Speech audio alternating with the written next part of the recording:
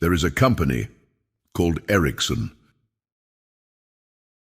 In 1930, the very top of the banking system moved to Basel, Switzerland, with the founding of the Bank for International Settlements, the BIS. The BIS plays a key role, behind the scenes, in the global financial system as the central bank of central banks. After Thomas Harrington McKittrick, former president of the Bank for International Settlements, died in a New Jersey nursing home in 1970 at the age of 81, the New York Times hailed him as a world financier. His brief obituary described him as a man who dared to attend a certain bank meeting in Switzerland in 1940, within earshot of a French-German artillery duel, while his peers voted by proxy instead. But like many obituaries, McKittrick's death notice was more remarkable for what had been left out.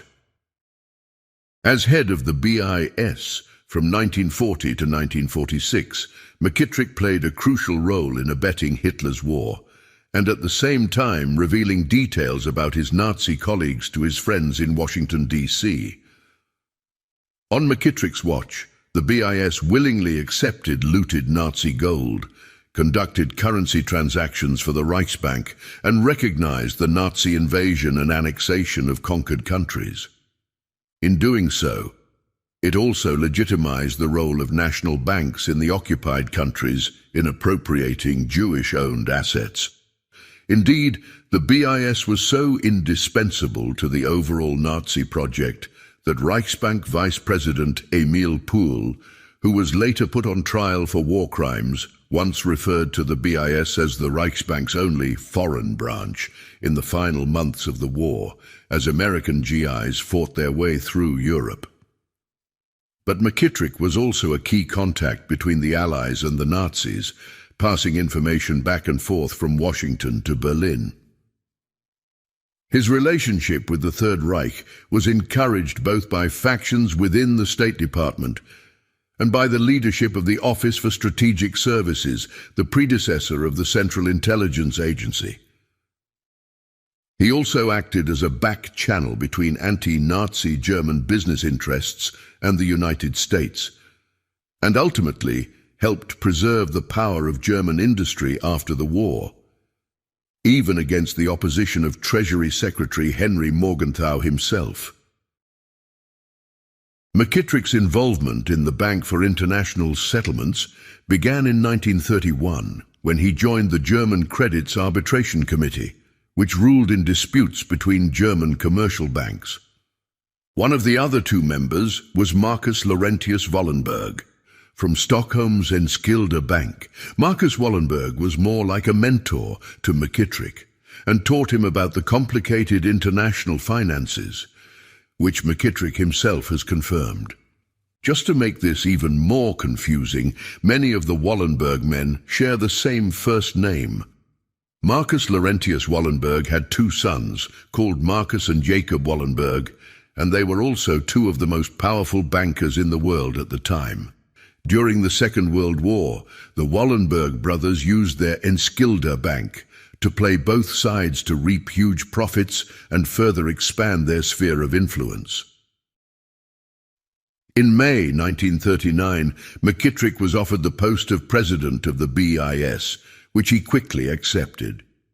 Once in office, Marcus Wallenberg remained his most important mentor, teaching the American banker how to negotiate between opposing European powers, just as Wallenberg himself had done so skillfully.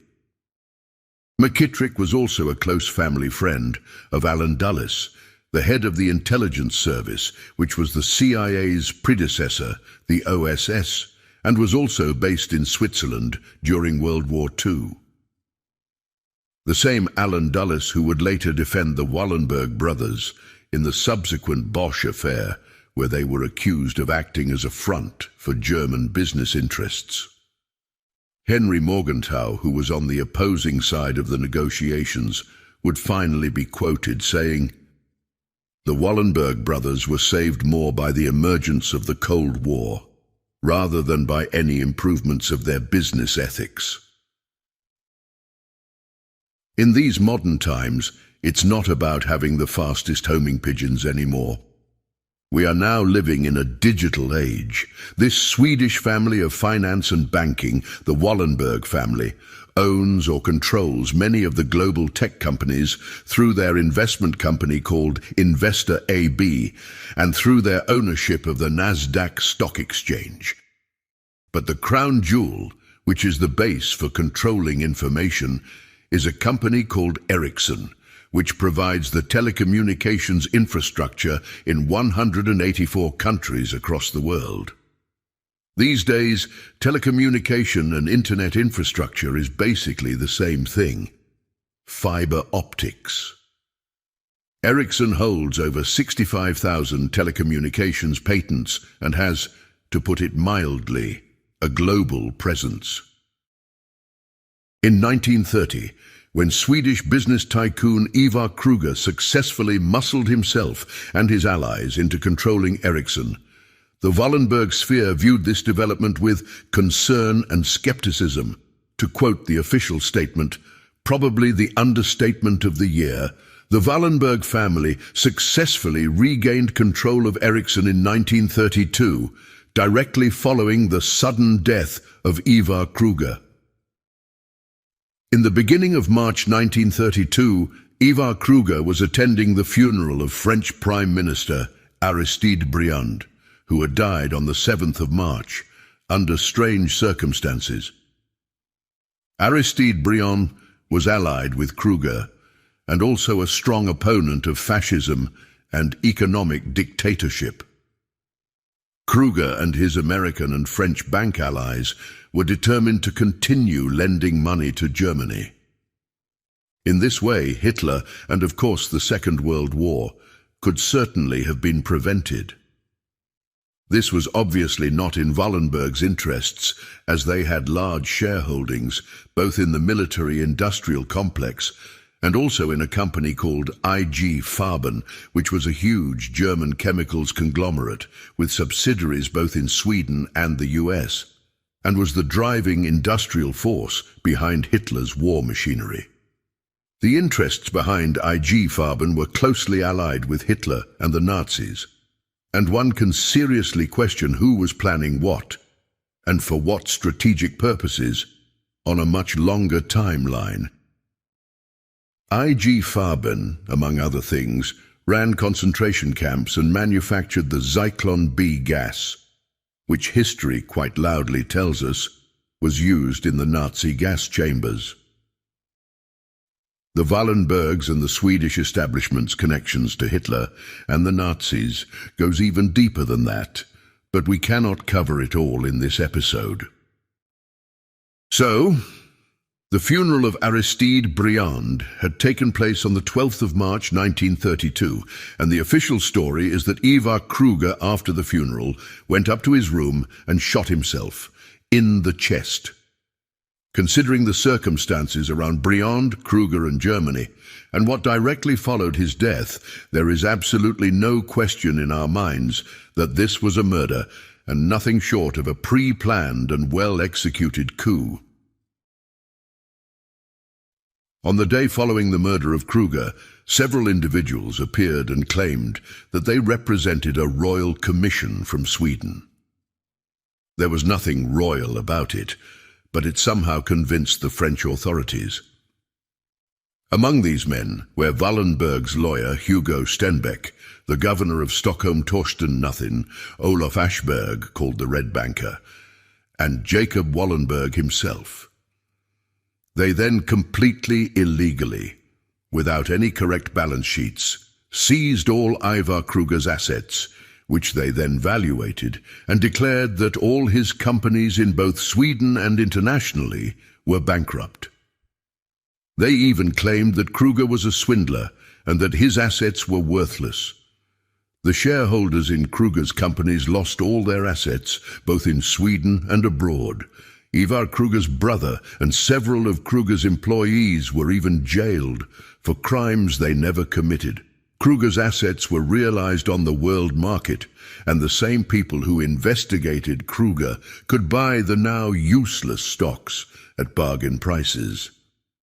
The Kruger Group is estimated to have included more than 200 different companies in 1929 to 1930, including Kruger and Toll AB, holding company for the entire Kruger Group, STAB, Swedish Matchstick AB, International Match Corporation, IMCO, USA, a holding company for match production in countries outside Europe, Stora Kopparbergs Bergslags AB, large forestation company, SKF AB, Swedish ball bearing factories, LKAB, large mining company, Bolidens Grove AB, gold deposits, Fastighets AB Huvudstaden, large real estate company, Telephone AB, LM Ericsson, the world's largest telecom company, and many other large international companies. Even John Foster Dulles, the brother of Alan Dulles, took part in the dismantling of the Kruger Empire. John Foster Dulles was a senior partner of the law firm of Sullivan and Cromwell, same as his brother, and was the representative for Wallenberg's Stockholm's Enskilda Bank in the United States. After that, Kruger's entire business empire came under the control of the Wallenberg sphere, and Ericsson became Marcus Wallenberg's baby, in lack of a better word. By taking control of Ericsson, the Wallenbergs was well on their way to establishing a monopoly on telecommunications. To make matters worse, the Wallenbergs are also closely connected to a company called Cryptograph, which developed cryptography machines used for intelligence communications all throughout modern history, starting with France just in time for the Second World War. Boris Hagelin, who was the owner of Cryptograph, at least on paper, had worked for the Wallenbergs right up until he was put in charge of Cryptograph. The cryptography machines were even manufactured by Ericsson just to make things even more apparent. The company later changed its name to Crypto AG and moved to Switzerland.